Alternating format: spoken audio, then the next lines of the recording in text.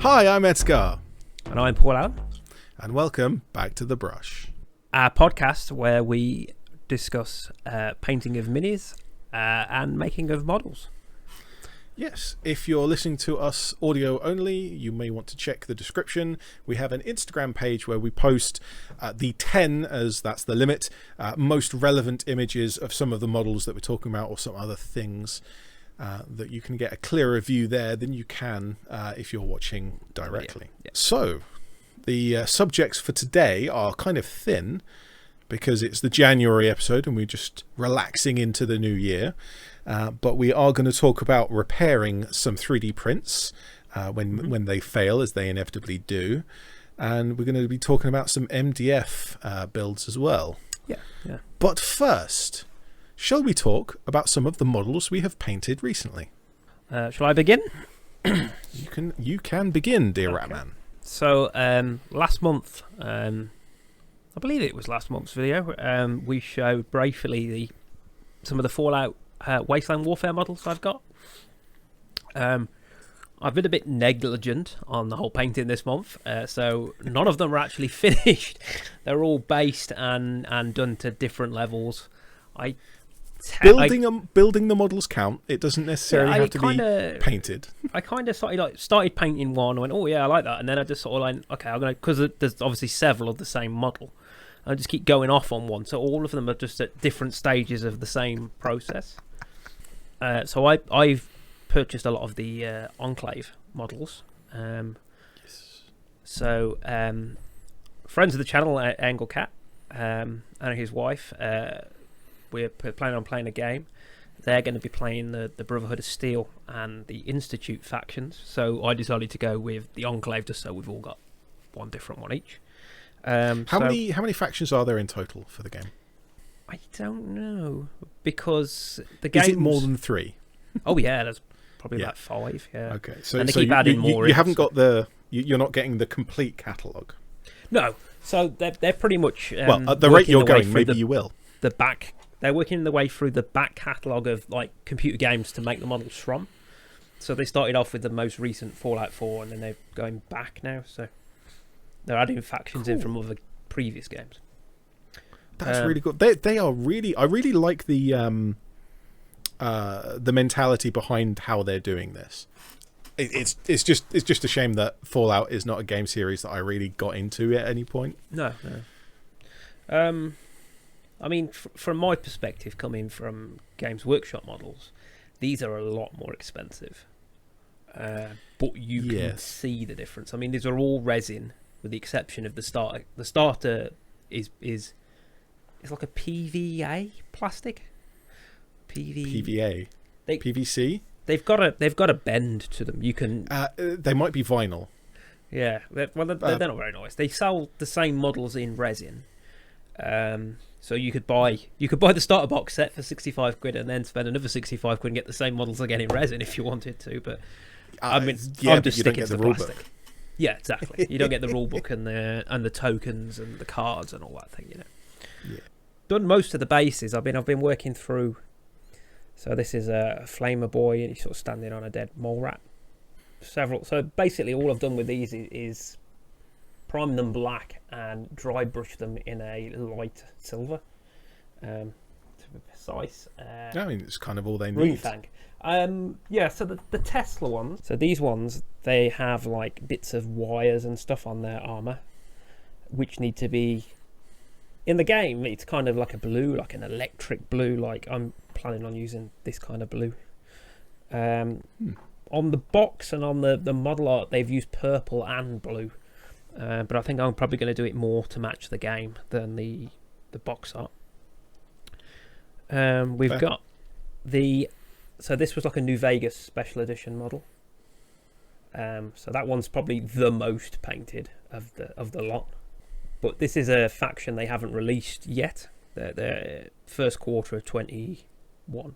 So is that they've released some of the models, but they haven't released the rules? No, they did this one as So there's, I don't know if there's a rule card for him or not. This is like a limited edition run that I just bought at the same time as buying all these This, I just thought I'd show this one. This was a model of the Vault Girl that we showed last month. The one that you buy the 3D print design and print yourself, so resin printed. So when we showed this last month, I think she was just black. So yeah, so she's got nice pink hair and stuff. Is that the one that I repaired? Yes, that's the one that you broke. I repaired. I glued it back together after having smashed it apart. I mean, yeah, you can't tell what you can't tell.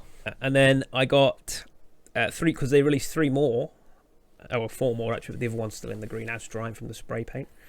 So I got these this week. So they've only been primed, but they're releasing them in drips and drabs. But so far I've got one of every one of the Enclave models. I mean, the difference between this and like Warhammer is this is more of a skirmish game. So you're only realistically more like Necromunda, Gork. You're going to have like 10 models on the table. You're not going to have 50. Having played quite a number of both Games Workshop and not Games Workshop games, generally speaking, I think that the skirmish games are more fun. It's faster. It's faster to set up, faster to start. Yeah, you can get from setting up, playing the game and packing away, you can get a round of a skirmish game done in an hour and a half, maybe 2 hours. 2 hours on a 2,000 point 40k game, you're not even done with turn 1. Yeah, just starting round turn 2. I know people who genuinely take more than an hour to set up their army. Yeah, well, I mean, 2,000 point army, it's a lot of models in there. Yeah. Also, it's expensive because you've got more models to buy and paint, and the amount of time it then takes to paint them. There's a lot more effort involved in painting that. Yeah. Well, I will be. Now they've changed the rules that you get extra points for having a painted model in Warhammer. I have strong opinions about that. That is what we call gatekeeping, and gatekeeping is bad. Well, I don't know. Yeah. They've put a rule in the rule book that is a gatekeeping rule. It is totally unacceptable. I was talking to a gentleman on one of the forums, and he was saying, like, he said, look, I've been in the hobby for 20 odd years. He said, I want to play with someone who's got a fully painted army, a nicely painted army, because it's part of the part of the illusion for me. Part of the is that he said I've reached the point where I can choose who I want to play with. He says if I turn up to it's someone that hasn't fully painted them, it doesn't meet the narrative. But it was an interesting just to speak to someone who wasn't completely, like, he at least had some justification to it, and he wasn't being nasty. Now, I understand the desire to be narratively involved in your game, but this is another point about skirmish games versus battle games. There almost is no narrative with a battle game. There's no. Very rarely do you actually play a campaign. In tournaments, there's no narrative link between one game and the next. It's just a tree tournament system. Yes. And in a lot of the time, if you just show up to a club or a hobby shop to play a game, you will play a game. You likely won't play against the same person the next week and the next week and the next week. You won't have a campaign. Yes, yeah. So the narrative doesn't make much sense. But more importantly than that, you're imposing a restriction on somebody else just to play a friendly game. Yeah, I mean, I'm not agreeing with him. I was just saying it was interesting to speak to someone that held that opinion that was still.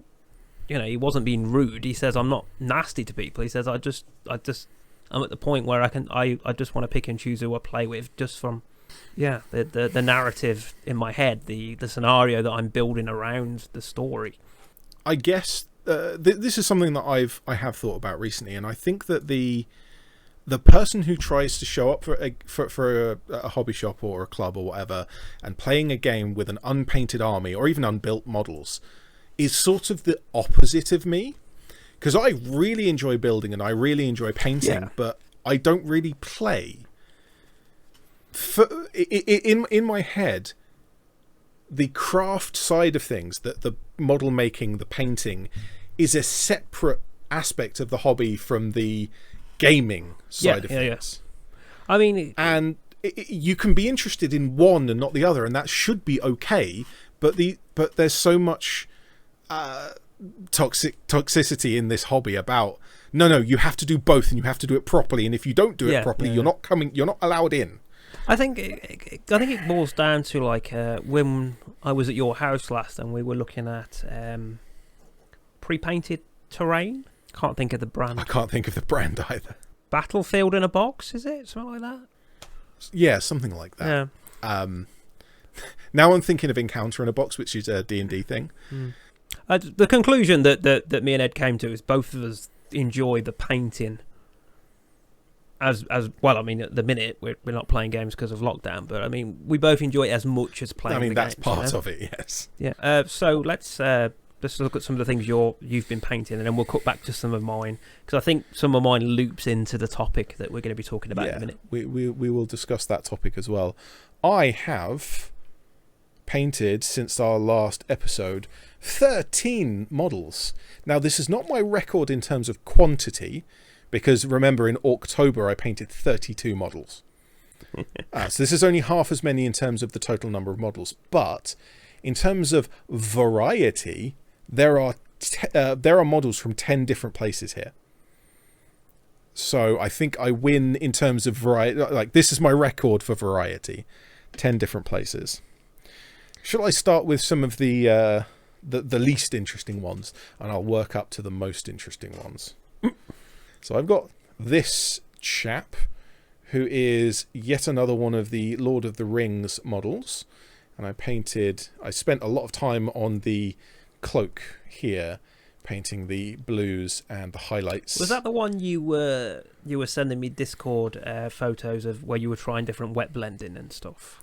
Yes. Yeah. I actually went over both the highlights and the shadows with additional wet blending, trying to tie. If you do one set of wet blending and then let it dry, and then do another set of wet blending right next to it, how can you make it tie together? It's quite difficult. But in the case of this model, I actually managed it in a couple of places. There's some places where it doesn't work, but some places where it is.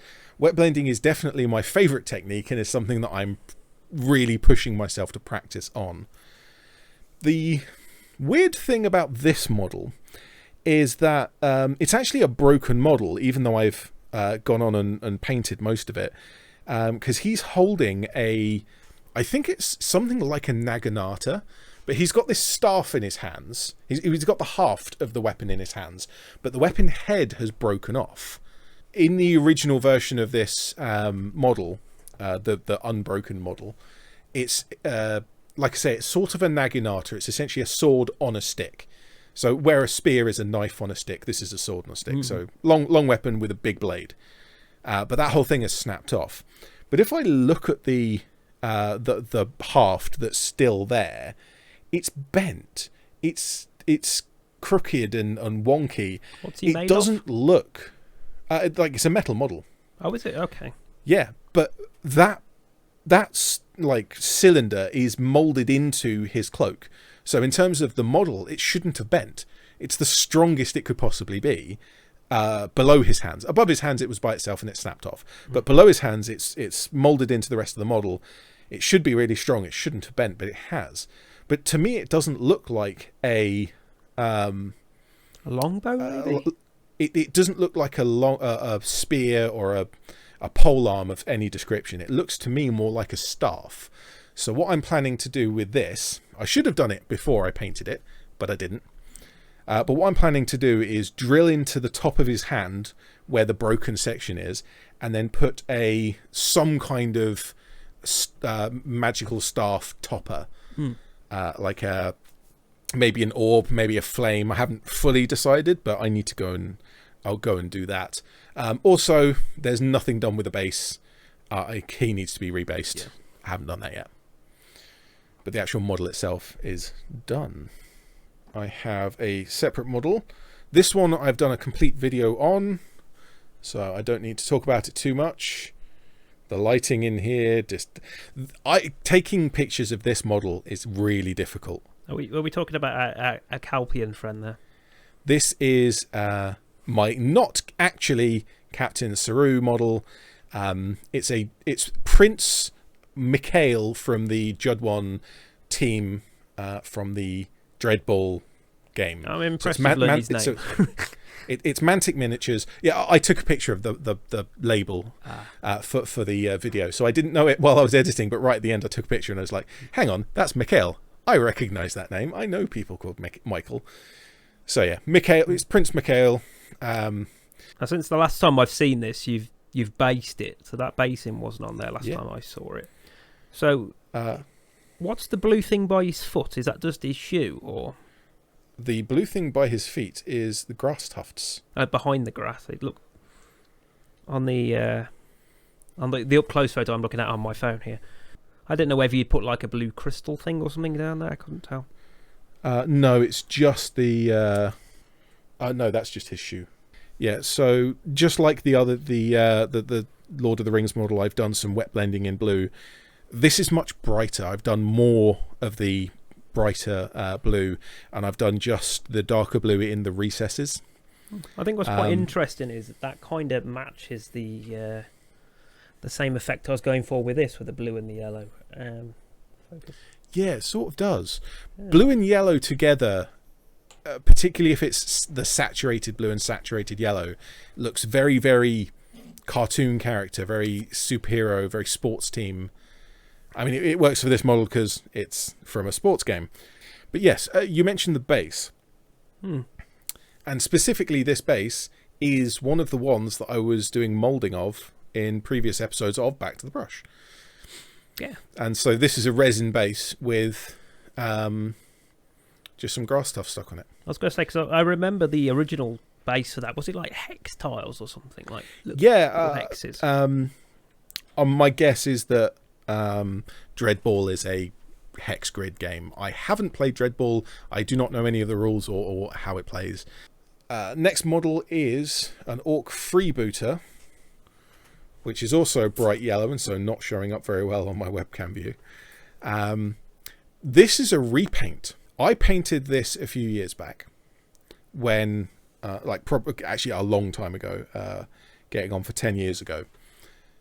And I didn't have any of the skills then that I do now. Things like thinning paints, wet palette, highlighting, all of that kind of stuff. It was pretty poorly painted, to be honest.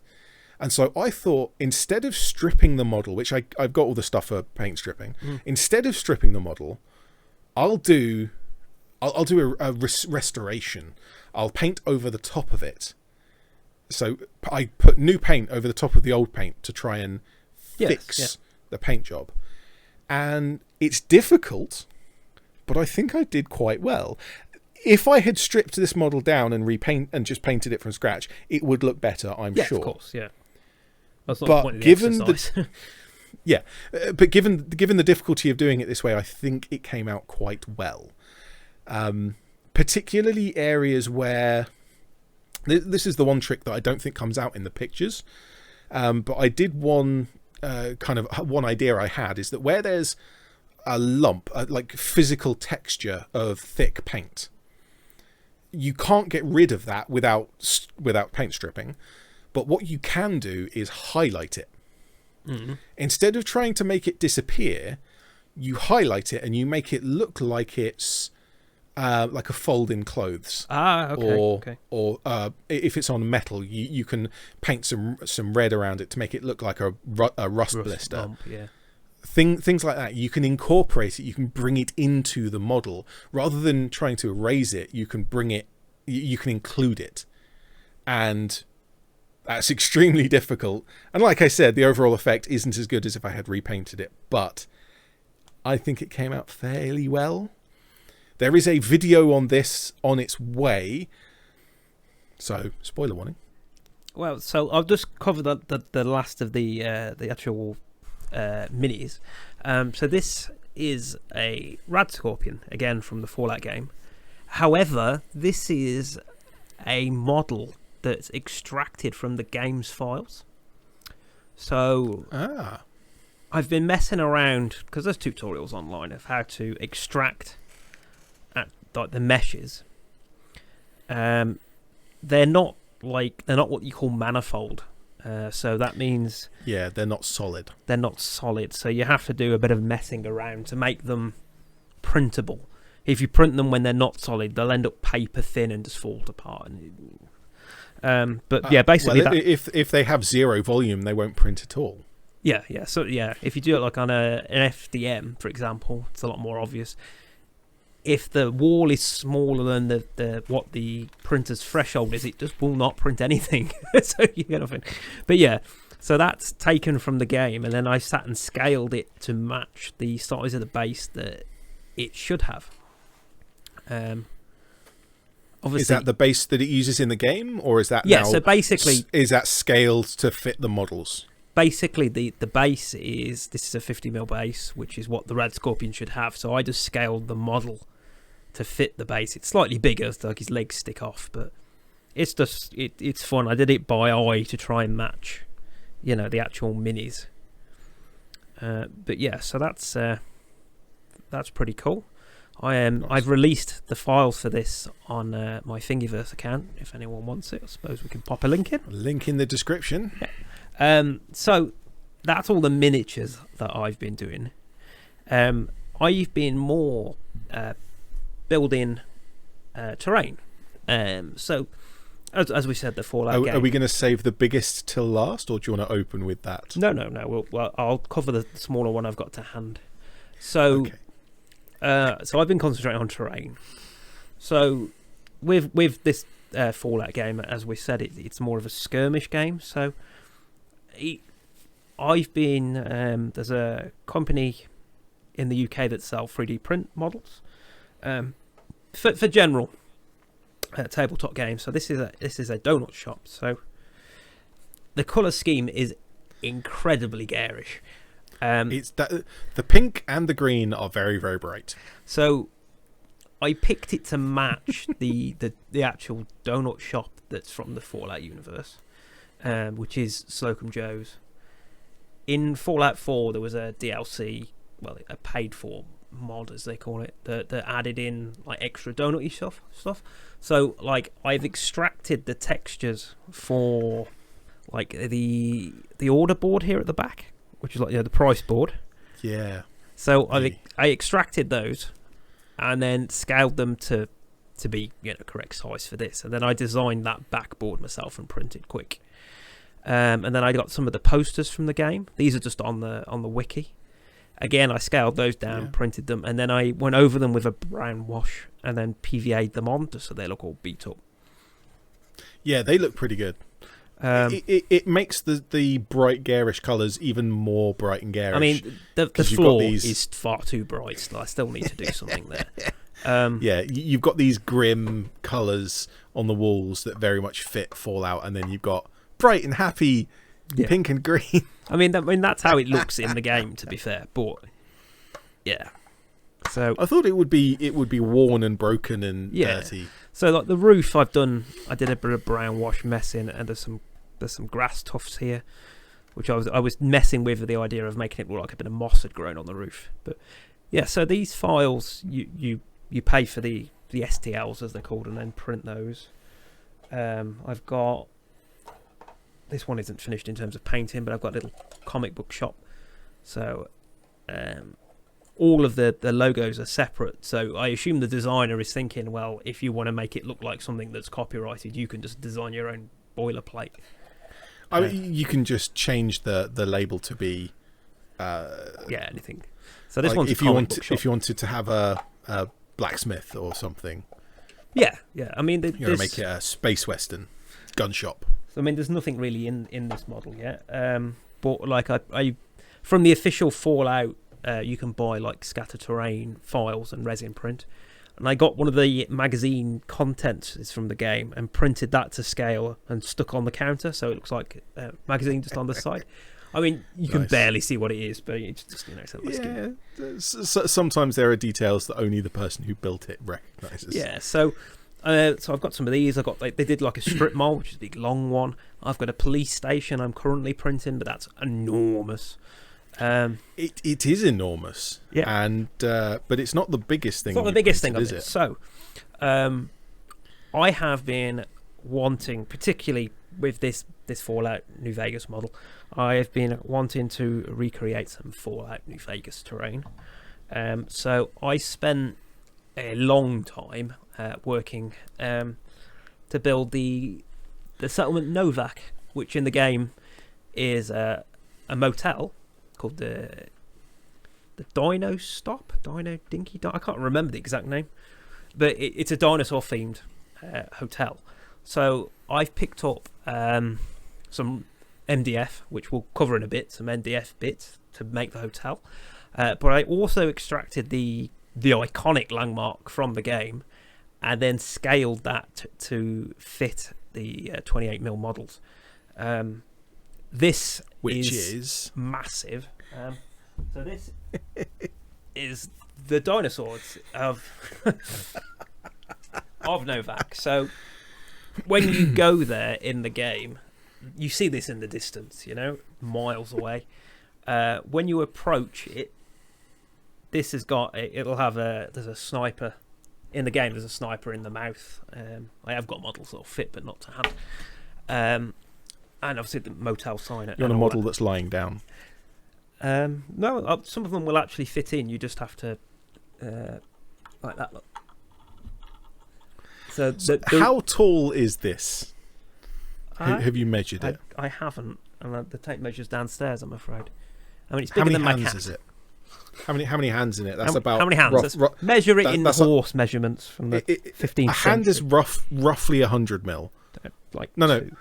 Fingers together. Oh, just together. Measure it from your knuckles. 2, 3. It's 100, 200, 300, 400. 5. 500 millimeters. Yeah, I mean, it's huge. So absolutely huge. It's half a meter tall, roughly. Obviously, this is the steps, precise measurement. And scaled down as well. So in the game, this is a shop. So you've got the little shop in here, the gift shop, and then there's some steps going up to what they use as a sniper tower. So I extracted someone else actually extracted the files. What was the mouth used for? Like when it was built, because obviously this wasn't built to be a sniper tower. So in real life, there are some dinosaurs. I'm not 100% where it is in America. I want to say California. There's a load of big model dinosaurs, and it's just like it's a tourist trap thing at the side of the highway. Oh, so you pay to go up and have it take a picture of the landscape? I don't know if that's what it is, but I imagine so. Yeah. So obviously in the games, obviously they have to condense a lot of area down into a small playable environment. So the idea is that there's like a 1950s motel, and then this is like your tourist trappy thing. So I want to build that. So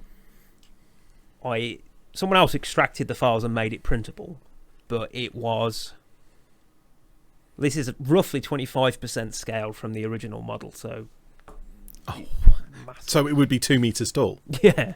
So it would be taller than most people if it was 2 meters tall. So obviously I scaled it, and then what I did was I split it into multiple files, so it would print on a 200 by 200 print bed. Was the original not split? No, it was literally Who's got a 2 meter printer? I mean, I know there are some people who have built custom printers to print things that are literally like 2 meters cubed, but good grief, that's not a lot of people have the technical ability to do that. I'm guessing that it was more they just extracted it from the files and went, okay, this is how big it is. When you extract it from the files, they've not resized it. They're just saying this is the mesh. I see. That's interesting. I suspect it's probably along the lines of whatever the in-game measurement is not a real to scale measurement. No, I mean it's just an arbitrary measurement they use for the game. Let me just pop spool and a half of plastic in that. So 1.5 kilograms. Nice. I know that the original Unreal Tournament engine, so this is Unreal 1 engine, the unit in the game engine for actually building maps and things is supposed to be 1 meter. Depending on how you build stuff, it doesn't have to be, because you can build stuff larger or smaller. But just based on a rough guess estimate, 1 unit should equate to 1 meter when you've built stuff. But not all game engines do that. A lot of game engines have arbitrary values that make building the maps easier, doing the calculations easier, or that just behind the scenes the code works better with a different values. From what I found, most of the Fallout New Vegas stuff is roughly, if you scale it to 25% of the size when it comes out of the engine, it will give you 28mm model size, roughly. Interesting. So that'd be so as it comes out, a person is about 120 millimeters, about that tall. The problem with these is, and I mean, you can see all the texture surfaces, or like the polygons. Yeah. For this particular model, it doesn't really matter, because it's a great big. It's like a metal in the game. There's like, you can see bits of metal through it. It's all falling apart, and it's like plaster on top. So it works well just to have it like this. But like when you're dealing with the miniatures, if you extract stuff and you want to print a nice Scorpion. Miniature, Scorpion, I'm guessing that the Scorpion doesn't look quite as good. It's you can't really tell because it's scaled down, but yeah, there's going to be very similar issues to hit on him. I have a printed model that I haven't painted yet that is a computer game character, Razz from the Psychonauts games. Have you played Psychonauts? No, not even heard of it. Right, you need to put a pen between your fingers and bend your fingers together, because that's the punishment for not having played Psychonauts. And speaking of computer game characters, now these are not rips from computer game files, because this computer game is so old that it doesn't use. It hasn't even got the amount of dimensions that you need. Yeah, it's not even a 3-dimensional game. I mean, you could print out the sprite for this character, but it would just be ink on paper. But this is Commander Keen. And the 2 green things beside him are the Yorps, which are one of the, not enemies, they're not really enemies per se in the game, but they're creatures that push you around and hinder you. And so a lot of players do kind of kill them slightly. But they look so happy. Yeah, they're lovely. They don't hurt you directly. They're not enemies. But for Keen himself, this particular model, which is I found this on Thingiverse, which I will link in the description. It's a nice digital sculpt of the character, but the face has no detail whatsoever. Oh, you free-handed that. And let me tell you that this is the 3rd attempt at trying to paint this face. I don't have pictures of the previous attempts. I only have pictures of the current condition, but it looked bad. And then it looks slightly less bad, and then this 3rd attempt is the least bad, but it's still. I like how you put the mouth sort of over there, so that gives it rather than just a generic smile. That. Yeah, if you look at some of the like box art for the various games, he's got that kind of, not quite the same face, but that kind of expression. So I was trying to bring in the cartoony aspect of the box art, because the in-game character, the sprite for this character just doesn't have the detail at all. It would be like 3 pixels for each eye. But yeah, this was actually a lot of fun to paint this model up. I played Commander Keen games when I was a kid. That's definitely my era. I don't really much care for 8-bit, like low-bit games, the music, the artwork and all the rest of it, but Commander Keen was one I played, and so I've got nostalgia on my side for that.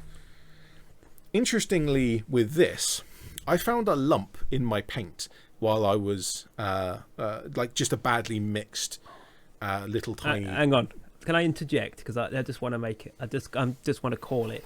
Is it the nose? Exactly correct. Yep. So the nose is a 3-dimensional bit that is just a lump that I found in the paint. That's brilliant. I painted over the face. It was actually when I was painting over the original eyes. When I went from the first to the second eyes, I painted over with the flesh tone, and I got this little lump, and so I just pushed it into the middle where the nose would go. In the box art, he's got this little button nose, and that's fine. I did try and outline it with some black underneath it to make a shadow.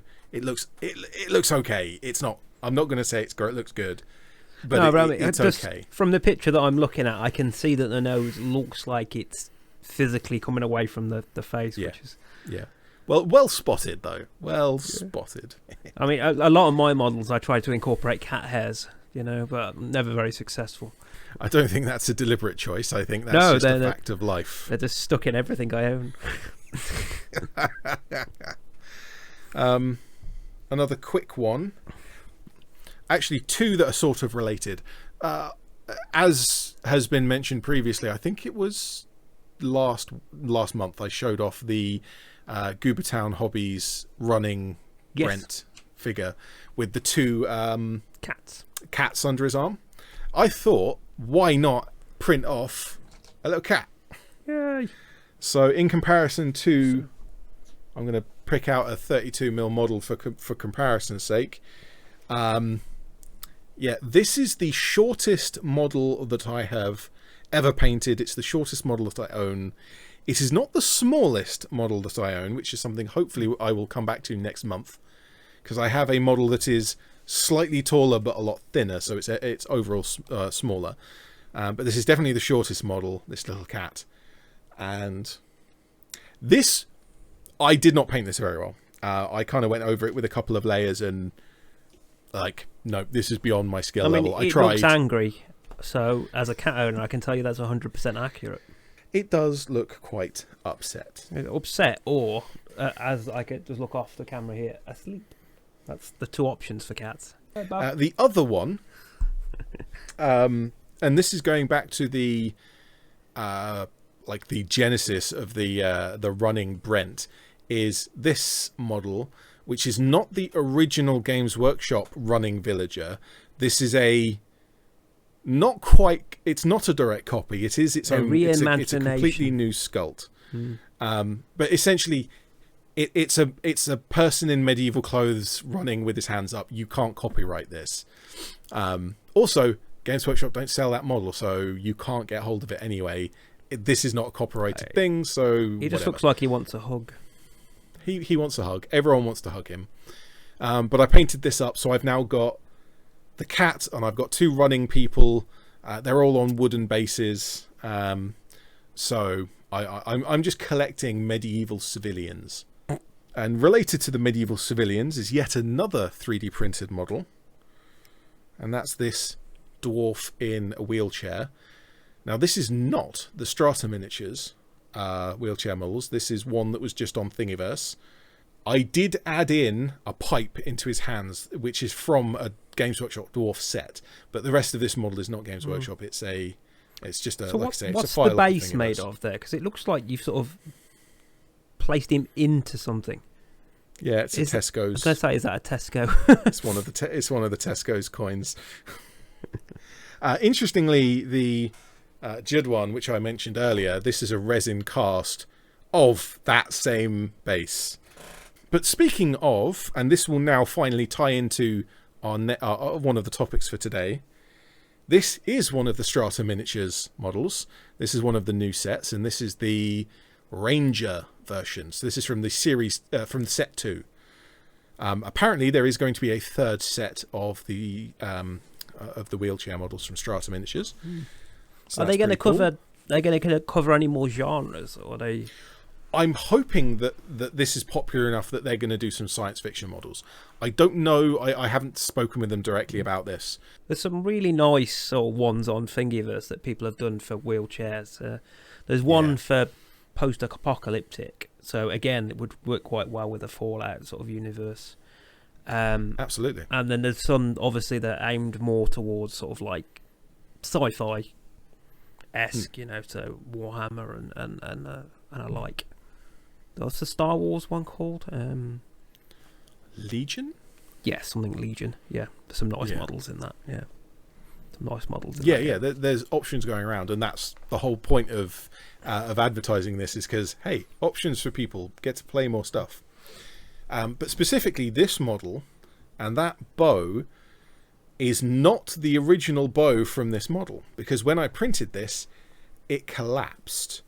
The wheels collapsed, and the bow and the arm, the hand collapsed. Is that the model that had that entire layer that just sort of, for some reason, exactly didn't print, right, and then it carried on? Very odd. At some point during the print, and there's actually several models that suffered at the same point, and quite a few of the models in that print failed completely. But one layer across the whole thing, for some reason, failed.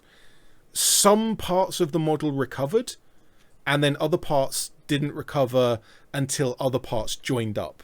So the thing about resin printing is if one part has failed, if you've got another part that kind of print layer, and then it touches, it will then peel that up, and everything after that will be hopefully successful. And so it happened with some stuff, it didn't happen with others. I'm not sure. I still don't really know what happened, whether it was an air bubble or like it didn't, the raft didn't come down to the right height. But the bow failed, and it had massive chunks missing out the wheel. So for the wheels, I went in with Milliput and I sculpted it in, just pressed it into place, and I tried to sculpt out the shapes. I did fairly well. I mean, how big a gap would you say this was? I mean, I've seen photos, but it's hard to... On the wheels, it was probably 6 or 7, just over 5 millimeters, I'd say. Okay, was bigger than I thought wheels. then. Bigger than I thought. Yeah. But sculpting in the shapes of the wheels was quite difficult. I've never been good at sculpting. I haven't done it very much. I'm not experienced at it. But with the wheels, I managed to get it close enough. And once it's painted, you don't notice it. It's good enough that you don't notice it. But if you look for it, you can see it quite clearly. It's another one of those things where it's like paint hides a lot of sins. And the paint also kind of hides that the joint is, the sculpted bits are there. But also the bow is from... I think this might be from the Frostgrave Soldiers 2. The Frostgrave Soldiers. It's just a bow and a hand. I cut it off at the wrist, glued it into place. I think I have a sprue of those actually by my feet, I gave you a whole sprue of these, so I was hoping you'd have built them all and painted them by now. No, my cat decided to urinate on them, so they had to have a bath. So that's the arm in question. Well, that's unpleasant. Yeah. In between the lockdowns, for the last episode, I made it down to Ed's house, and we went to a local game store, and they had, up until that point, 2 locations, and very unfortunately, due to the lockdown and places having to remain closed, they lost the second location, and we're selling a lot of stock off very cheaply to try and get rid. Yeah, just getting rid of as much as they could. Actually, now that you mention that, the Judd one that I painted, this guy, my Not Saru model, is one of the ones that we found there for... I think they were buy one get one free, or it was maybe buy even one get one cheaper free, and then some of the stuff they just said make me an offer, which I really didn't like, because I'm just not comfortable with that kind of scenario. I want you to tell me how much you want. I can't work like that. Okay, I'll offer you 17 pence. Yeah, it was just like, yeah. So we both got some good bargains, and we also both picked up some like that Calpion, as we've adapted him to be. It wouldn't have been something we'd normally purchase. It was just something that it was that reasonably priced that you think, I'll have a play with that, and if it goes wrong, it goes wrong, Yeah, and again, it's to do with helping out the local hobby shop. It's very unfortunate that they lost one of the locations. I'm not sure about the exact details, but the one that's that we went to is still there. It's just this. I assume that was the bigger one of the two. It was. Yeah. So popping back to the subject of repairing 3D prints, we can talk about some other 3D prints that have been repaired. So if we go back to Dino Boy here, because this was extracted from the game, points of contact, this arm is only touching this thermometer type thing by just the tip of its finger. Is it the case of like the edges of two planes touch? Just touch. So when this printed, this bit at the bottom ended up over here at a funny angle, but the whole thing was there, so it was just a simple matter of re-gluing that back on. But this, the hand was completely ruined. So this is just the hand from here up, and then a teeny bit of that, I cut it off and printed that separately, and then glued that back on. Okay, so you printed the bit that had failed, a replacement part, then and glued it on. So so the top of this bit done came similar off. things. But both myself and Ed both do a lot of repairs using 3D pens. I'll pass it over to you because obviously 3D pen. Yeah. I've become known as the person who uses 3D pens. Kind of happy with that, but I'd also rather a lot of other people take up that as well, because a 3D pen, they're sold as toys and that's how a lot of people consider them, but they're really a incredibly valuable tool for all sorts of mini paint for miniature making, model making, as well as repairing 3D prints specifically. I actually went, if we talk about another hobby, I went to the massive extreme of, to prove the point that a 3D pen is a valuable tool, I made an entire Nerf gun out of just with the 3D pen. I sketched out all of the pieces. I sketched out the mechanical parts of the trigger mechanism and the lever arm.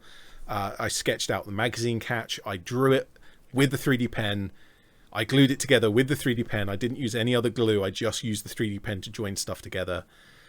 There's a bit of wiring. There's motors that aren't 3D sketched, of course, and there are some springs. But other than that, the entire thing, it's all done with a 3D pen. And that's just to prove the point that it is a valuable tool that you can do so much more with than people consider. Yeah, I mean, I got given mine as a Christmas present. And I think actually it was before I got my first 3D printer. And at the time it was just like, it's a bit of a gimmick. It's fun to mess around with. But yeah, then after I got the 3D printer, the thing kind of got shelved. Until, as I say, you came up with the idea of using it for doing repairs. And now it comes out all the time. Yeah, I think if nothing else, anyone who owns an FDM printer should have a 3D pen for repairs. Oh, 100%. Like if you're pulling stuff off of Thingiverse, the vast majority of stuff there is not designed by an expert, real engineers. I don't like that. I don't like that term. They're not designed with the advantages and disadvantages of 3D printing in mind. Most of the time it's fine. Most of the time it doesn't matter. Most of the time it will be a successful print and you won't have any problems. But sometimes, fairly often, I would say, you will get parts that don't print correctly and they break. And going at it with a 3D pen to reconnect a join, or fill in a gap, or like cover over where something has collapsed. I mean, I use it for hiding warping as well. Like if you've printed something that's kind of warped a little bit at the edges, I'm sure you've all seen that, where you print them at flat, but the corners come up a little bit because you haven't got the bed quite right. Sometimes you can get away with just 3D pen in the bottom and sand in the top. Yep, I've done exactly that as well. Filling in. Also, I've been printing with ABS, and my printer doesn't really print ABS very well, and so it cracks. And so filling in those cracks with material from the 3D pen, all sorts of things. There are so many things you can do to repair an FDM print with a 3D pen, and it is so much quicker to pull that thing out and do 3 minutes of sketching than it is to do a 12-hour print Let's again. say a reprint. Yeah, it's saving you money at the end of the day. The Money, time, effort. 3D printing It's just a benefit. is I know I've said it before. If you're buying a 3D printer to support a hobby like this, you know, I want to print some 3D terrain. Yeah. You got to remember what you're actually doing is getting a second hobby to feed a first hobby. it's not easy. You've got to have a certain bit of passion for it. I mean, me and Ed will be the first ones to tell you we've both before now got very angry at the things, and you just leave it. Go, right, that's it. No, Yeah. And you just leave it for like a week, and it just ends up sitting there because you're throwing money at it because you don't know which parts broke, and it's Yeah, it's difficult to get started with like learning the troubleshooting steps, because the common troubleshoot, if you look for troubleshooting for 3D printers, you get the same 10 things 100 times. But I don't need the same 10 things 100 times. I need the first 100 things once. Yeah. Okay, so I've managed to get all the paint. So this is my it's very white. It's for holding Citadel paints. It heavily warped. So that would be straight in the bin. That, you know, it's useless. But yeah, because the actual would rock ring around and it would fall over. That ring isn't affected. This paintbrush holder thing is slightly, but whatever. So as you can see, I just took a 3D pen, and there's about 5 different colours in that. I just went at it for 20 minutes. Yeah. For this case, the looks don't matter, but I do want to make it clear that you can make stuff look fairly good with 3D pens. There are ways. If you sketch in a little bit and then press a piece of metal into it, and do that over and over again, you end up with a fairly flat surface. You don't have to suffer a rough surface. It will stand really nice. Or you can put a milliput or some epoxy over the top and then sculpt that or sand it, depending on what you're doing. I want to make sure that we're not saying that, hey, you can fix it but it'll look ugly. No, you can still make it look good. And a lot of the time when we're talking about miniatures, it's you're going to paint it anyway. Most people in this hobby have at least some ability to either sculpt or kitbash. I would say that the newest people in the hobby, maybe they haven't learned enough yet, but hey, you got to start somewhere. Always. But then also we have the ability to paint because we're painters, and so covering up stuff. I'll bring back the Strata Miniatures wheelchair that I've done. If you look for the parts where I've repaired it on that wheel, you can see it. But because of the way that I sculpted in the original detail, sort of, but then I painted over it in such a way that it hides it. Yeah. If you don't know it, you would have to look for it specifically. I mean, I've got particularly Nerf gun projects. I printed a battery stock for a particular one, and this design, it looks really nice, but there's problems in it. It's not manifold. You end up like missing triangles and stuff. I filled that with the same colour filament with a pen, sanded it. I mean, admittedly, I spent about 4 hours sanding it because I'm a bit OCD, but it looks beautiful, and you cannot tell. So this is a really not, well, I think it's a nice design. But here on the original, there's a big, massive hole. So I filled that with the 3D pen. Now, if you look at shine the light, you can see how smooth that is with the same orange filament. It's smoother than the rest of it. Yes, yeah. I mean, I did spend 4 hours sanding this. Sometimes I get a little bit obsessed. You don't have to spend 4 hours sanding something if you're just there where my middle finger is. I think you can see like there's a square missing there. So yeah, you can see where I filled that there. But yeah, it's a really valuable tool. On a similar subject, this is the Double Struck, which is an abbreviated Nerf double strike that I did some work on. On the original part of the grip, this has a toe that sticks out so that it rests your little finger on it. And I didn't like it, so I cut it off. And for that gap, I filled in a lot of it with a 3D pen, but then I put milliput over the top. and sanded it with clever. just the milliput. So it's much quicker to sand with a milliput. This probably took half an hour to get it to this point. And I've actually even... Yeah, I mean, if you'd have done that with pure milliput, it would have taken 24 hours to dry. Well, I mean, I still left it overnight to cure anyway. Milliput cures, doesn't dry. But I even sculpted in some of the fabric wrap that's built in plastic. I continued that into my sculpting, so it's got some of the lines and stuff there. So this is one of the Fallout New Vegas, again from the town of Novak, one of the houses. So as you can see, I had to change the filament halfway through the print, so it's a bit weird. But my one printer, the stepper motor that drives the belt forward and backwards, developed a fault, so like a dead spot. So it printed this part of the roof and then put a massive gap in. So as you can see, I've filled that with, there's this orange and green filament there. So that's just initially how I filled it in. But interesting. We had to sand that down. And then by the time you've painted that, you ain't going to see that. Yeah, that's going to be absolutely fine. It's still got all support material on it. I mean, it's rough, but we've got, well, you've got the Plague Doctor, man. The Plague Doctor Orc. Yeah.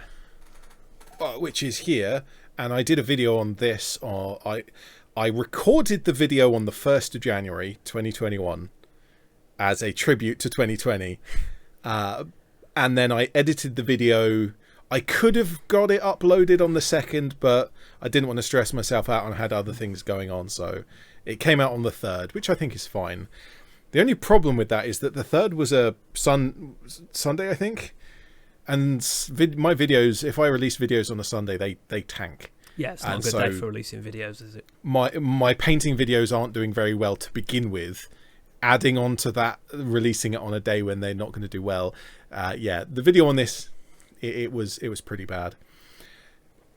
I would like to mention something that isn't in the video because it hadn't happened yet. The texture that I put on the base. This is...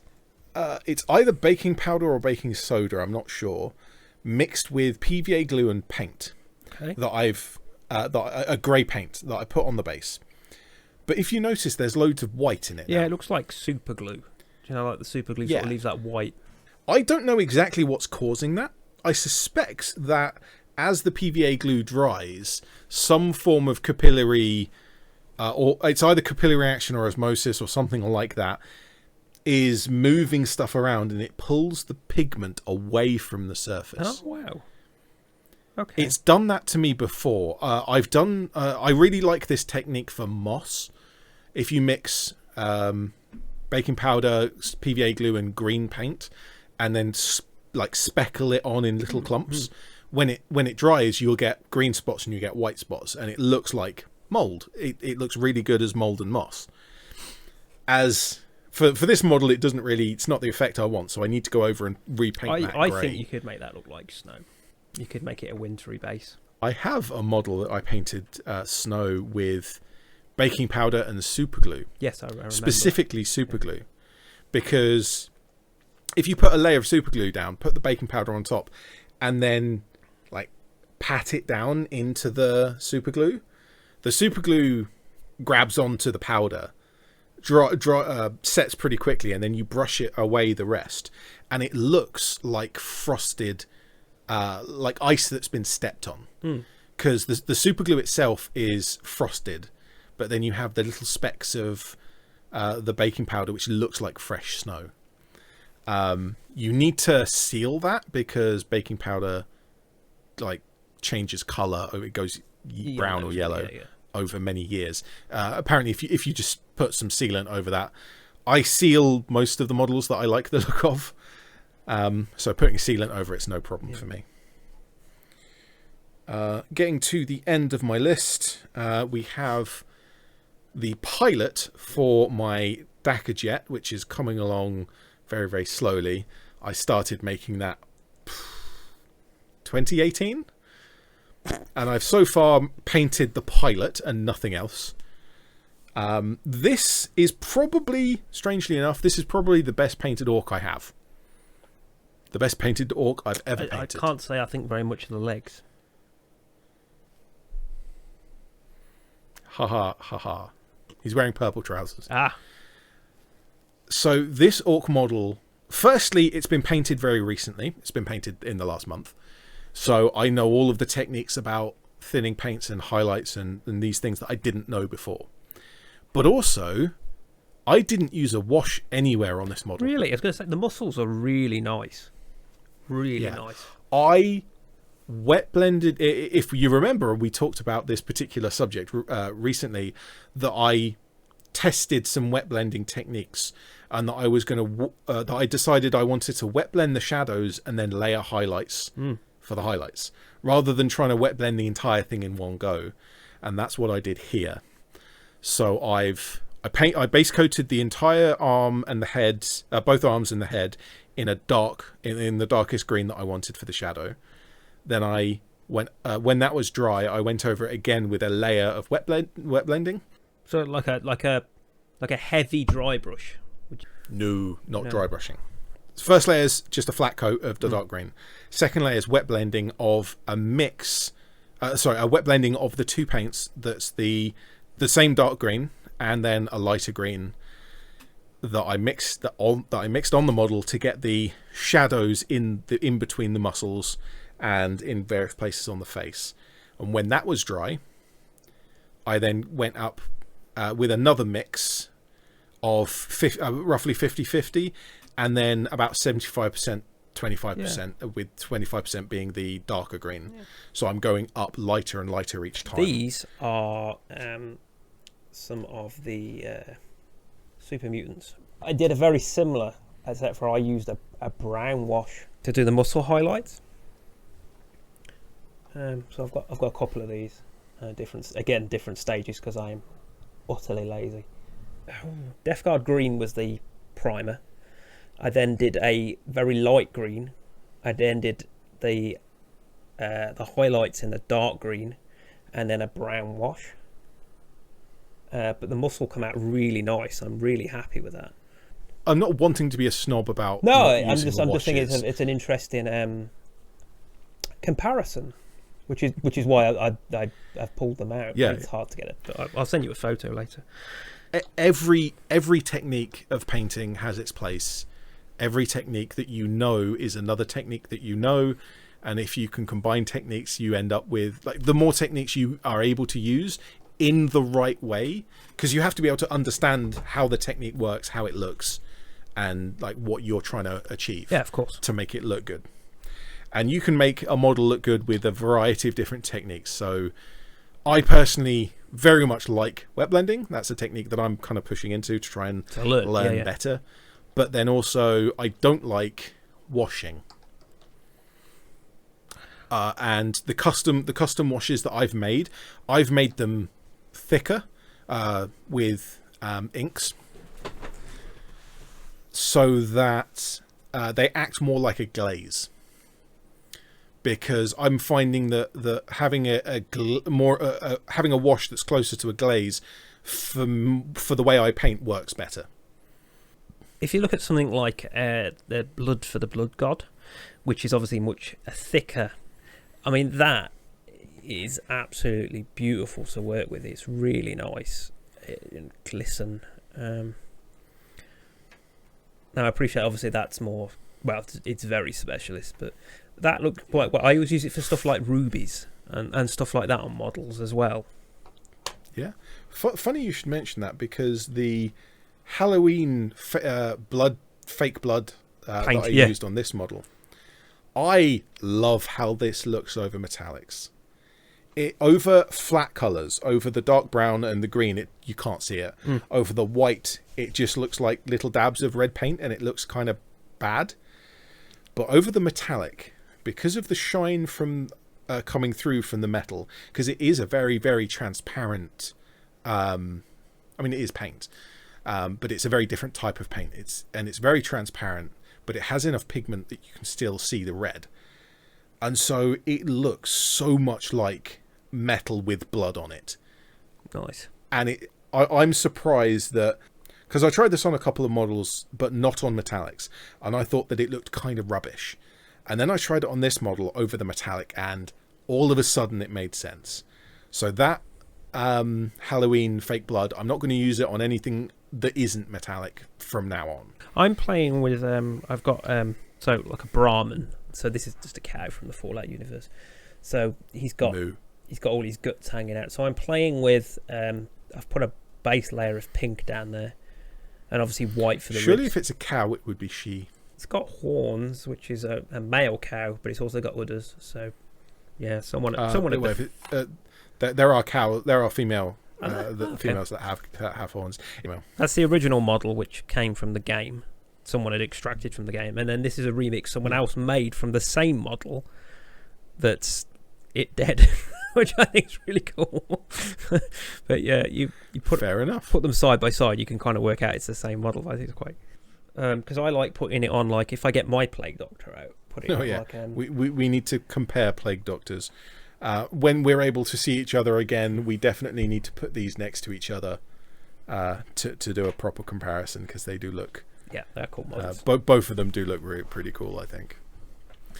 But as we've discussed various techniques and how I like certain techniques and I don't like others, like I like glazing and I like wet blending and I don't like washing so much. But previously I have said that I don't like dry brushing. Thanks for bringing that up. I was having a conversation with someone on a Reddit post about a Battlefleet Gothic ship. Oh, yes. They posted a picture of a Battlefleet Gothic ship that they painted. I posted, hey, that looks really good. What technique did you use? And they just said dry brushing. Like, it was almost entirely done with like primarily dry brushing with some detail work over the top. And I was like, okay, that's amazing. Well done. And I thought, I don't like dry brushing. I'm not very good at it. Okay, maybe that's more fair. It's not that I don't like dry brushing. I do like the effect. It's that I'm not good at it. Yes. And I don't like things I'm not good at. However, I thought about it and I gave it a go. And this is a Dark Elder cruiser from the Battlefleet Gothic game, which is, it's a different ship from the ship that was, because that was an Imperial cruiser that the other person had painted. But this is a Dark Elder cruiser, and I've painted it primarily with dry brushing. I have used some other techniques. I can see. Yeah. Oh, absolutely. Essentially, I painted. It had a black base coat, and I've got a charcoal black, which is not perfect black. It's got a little bit of green in it. Yeah. And I dry brushed over the black base coat with this charcoal black. I then mixed in some purple, dry brushed again, more purple, dry brushed again. I got to the point where I was mostly purple, and then I started mixing in white. Okay. So it brought it into a kind of a mauve, light purple colour. And then once I'd done a couple of layers of that, I stopped the dry brushing and I went in carefully with some edge highlighting. And then for the final effect on the main body, like I went in with windows. some.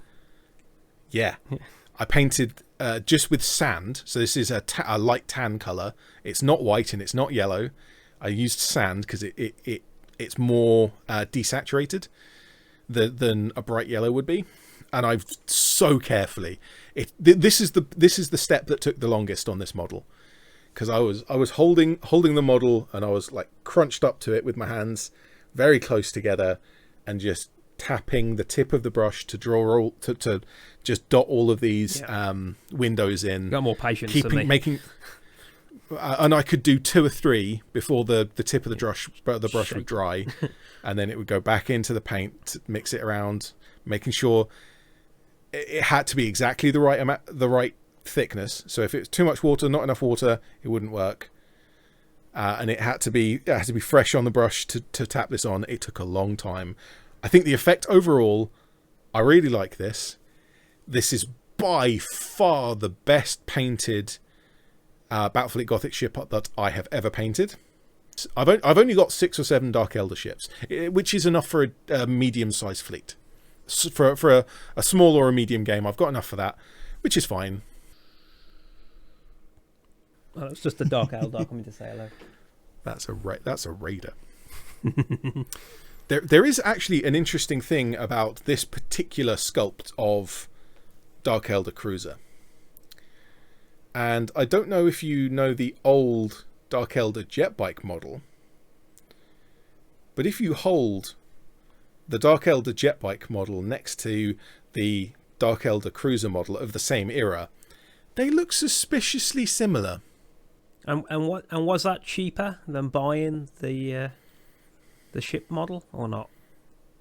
I don't know, but they're far more common.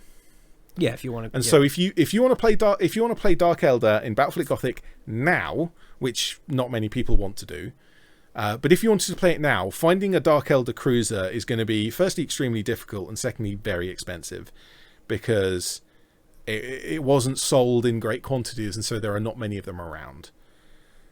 That is the end of the models that I've painted this month. Usually we'd mention it all at the beginning and then go on to our topics, but because these models that I painted kind of tie in to the topics for today, we've done it in a different format. If you would like to comment, and I would like you to comment in the comment section below as to whether that was a good thing. Did that make this episode, did it make more sense? Did it flow? Because we want to make this podcast something that you'd like to listen to. So, moving on, I just wanted to have a little chat about MDF. It's the first time I've purchased any, and Ed's never had any yourself, have you? I have not worked with the pre-cut MDF. I've built stuff out of MDF, but not really terrain in the same way that we're talking about here. So, first and foremost, obviously, these are a laser cut. So my first concern was they sort of laser in. Obviously, you turn the laser intensity down so you get details. And do you prime this stuff, or do you just paint straight over it? I would expect that you would prime it, spray prime it, because brush painting on a first layer, it's gonna soak up that first layer. So the conclusion I came to from after bumbling around Reddit was that you prime it. Apologies, this is primed in black, so it's extremely difficult. But you can see that's still visible. You can see the doors, look, and so this is supposed to be like log cabin. Again, this is for my Novak Fallout build. The steps, interestingly, were clear Perspex plastic. Oh, really? Yeah. Some of the kits that I've seen, things like the stairs and tiny details are bits of the MDF. Yeah, so I've got some... Rather than... Let me grab them. Plastic bits. The barriers and stuff... the barriers and stuff for this particular model, they're all clear as well. I personally don't understand. I don't like that. So the stairs, I've just primed black, because I'm just going to paint them like wood. These, I'm just going to model some different banisters myself and just 3D print. Fair enough. I don't quite understand. I suppose it's to look like glass, maybe. I don't know. For glass and for windows and stuff, that makes a lot of sense. So this is there's another story that goes on top of this. So the inside, I tried. How many buildings? Just how many individual buildings are you working on, or have you built so far? Because it's at least 10. Novak has 2 of these back to back, so that's 8 hotel rooms. There's the reception of all the models I bought at MDF, the most unlike the one from Novak. But I'm gonna probably lose that. And it's supposed to have a... Are you trying to recreate the entire town in 32 hero scale? Yeah, but it's tiny. The town is literally those 2 hotel rooms, the entrance, 3 of these, and that big dinosaur. That's it. It's like a tiny little village so that's type thing. Yeah? 7 buildings? Yeah. So the planet, I can do it easily, and it will fit on the standard plus table. The donut shop, plus the these are different. Station. So I've doing a like a town. So what we're actually saying is you're not recreating just a village. You're creating an entire different bits. Country. Yeah. It's the whole of America. The Ratman. You're creating Ratman Metropolis. Ratmantopia. I've got the boat, the plasticard boat, which so they're a company that made some really nice models, but unfortunately they went out of business. And I saw this. Yeah, they're like plasticard. It's kind of like the MDF stuff, but made of plasticard instead of an MDF sheet. Yeah. There's MDF, like That's the core that's is what I think about MDF, and then the plasticard goes around it, so you haven't got to paint it. Yeah. And then I bought all like the Mirelurks and the stuff. So these are all like water-based enemies for Fallout. So they would. So the scenario, because obviously it's just a horrible gribbly. Yeah, the scenario would be that the player or players are trying to get an objective that will be in the bridge of that boat, and then all those creatures will be around and and trying to stop them. Yeah, so instead of having the two or more players effectively fighting each other, they're trying to compete to get to the objective in there. So I've got the boat, I've got that boat set, and then they do Vault actual. So the Fallout franchise, it's about people escaping from nuclear fallout in an underground shelters. So they basically released a load of 3D print files for the walls and the doors, and then you can just build an entire sprawling vault infrastructure. Really nice because it's designed to be FDM printed, so you just print it on like 0.2 really fast, and then it's all modular, so you can just build different as you go.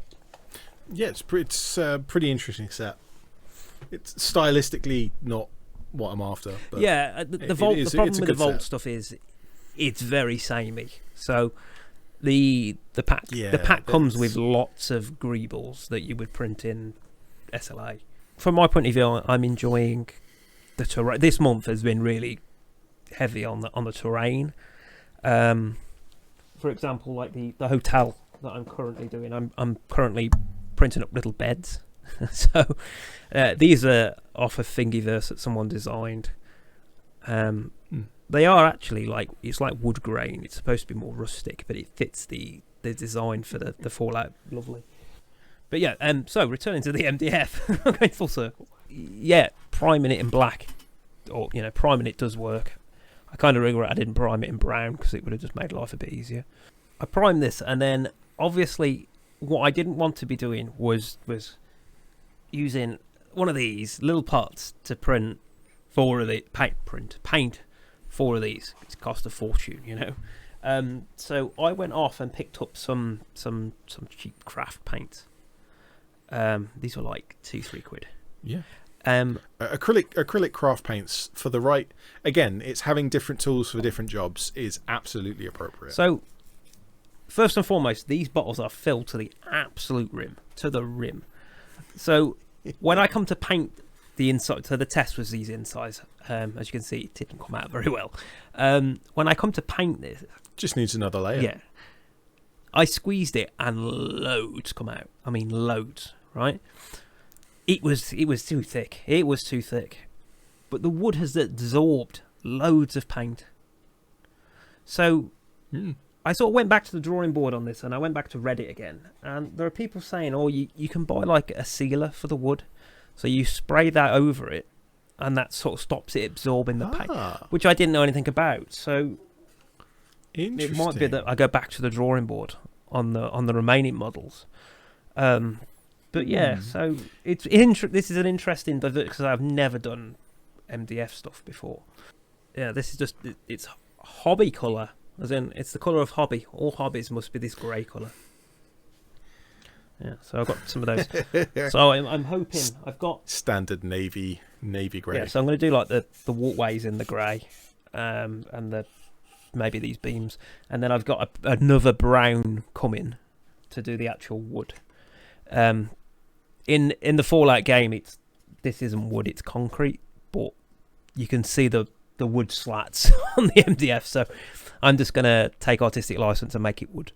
The way that I paint wood generally, and this is, you remember earlier when I said I don't like to use washes? I do like to use washes on sculpted wood texture. I wonder how that MDF would respond to a wash. Yeah, that's quite interesting.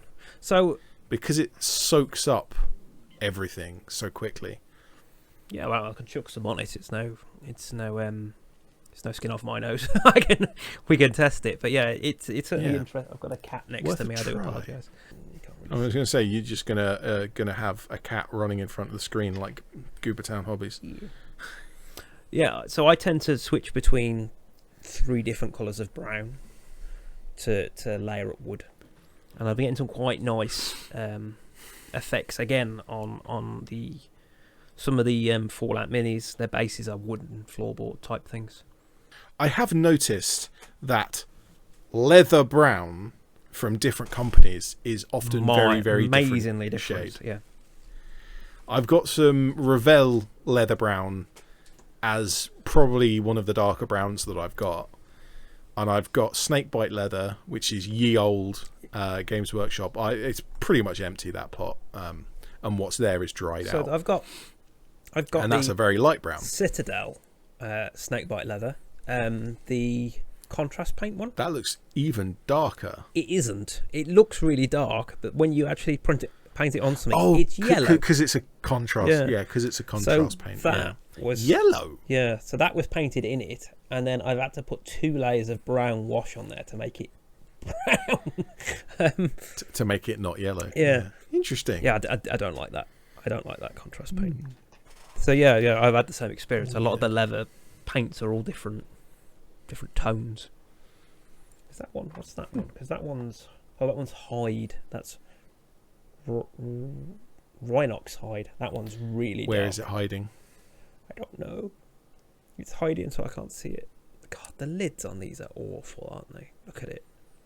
I'm not buying any Games Workshop paints ever again. Well, at the very least until they replace the pot design.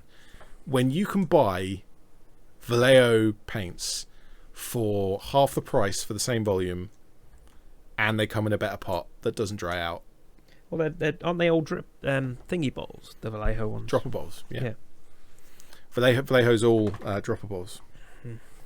They've got some really nice shift paint. I don't know if you've seen them. Like, they're metallics, but they sort of shimmer between, like, say, red to yellow. They look really nice. Careful about which words you use. We don't want to get taken down. Copyright stuff. Yeah. like other YouTube channels. Yes, that was Sword and Steel got hit by that pretty hard. I think everyone knows that story. If you don't, go and look it up.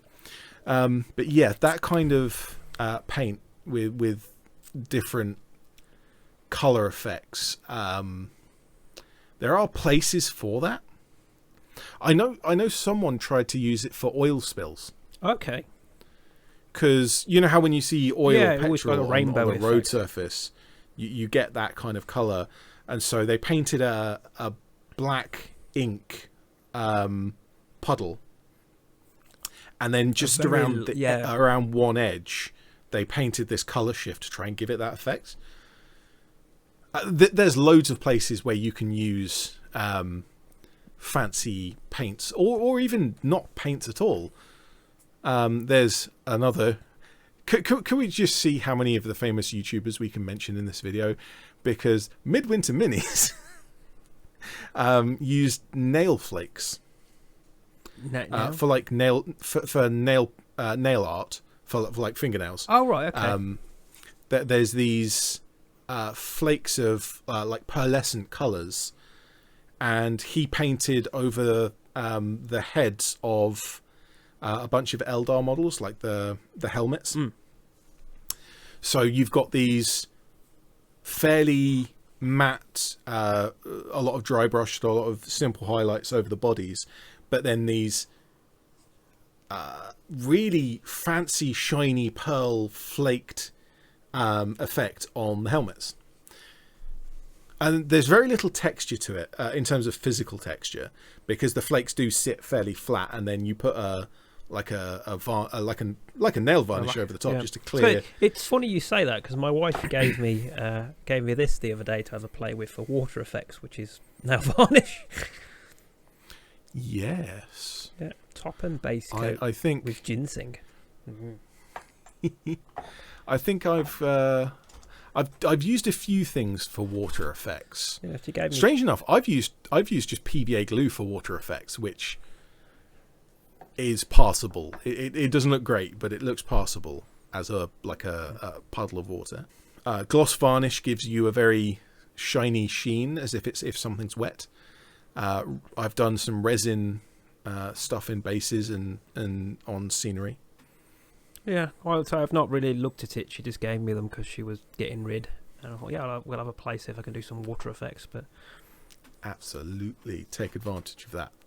Okay, so thanks everyone for watching. As we said, we structured the video slightly differently this month. So let us know again in the comments if you think that flowed smoother or not. Obviously, from our point of view, it always flows quite smoothly because we're just having a natter and talking about things that we've done, and showing each other, chatting about stuff. But obviously, editing styles and stuff like that. So we'd be keen to, to see what people think. So, in addition, as always, we'll be uploading the top 10 sort of high quality photos of models we've been discussing today, just so you can get a better look at what we're talking about, and particularly on sort of like painting techniques and stuff like that you're not going to see on the webcam. And for anyone else who wants to post a comment in our comment section below, our researchers for the Order Redactus failed to find any mistakes at all in last month's episode. So if you've heard anything in the episode so far that is incorrect or incomplete, please post a comment in the comment section below and we can correct that next month in the Order Redactus segment. Kind of disappointing we don't get to see the Order Redactus medallion. Yes, the rosette doesn't come out today. But for this month, that has been Back to the Brush. I have been ED-SKaR. And I'm Paul Allen. Thank you very much for watching. Bye.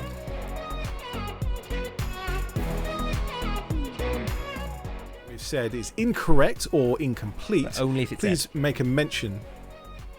I didn't say anything.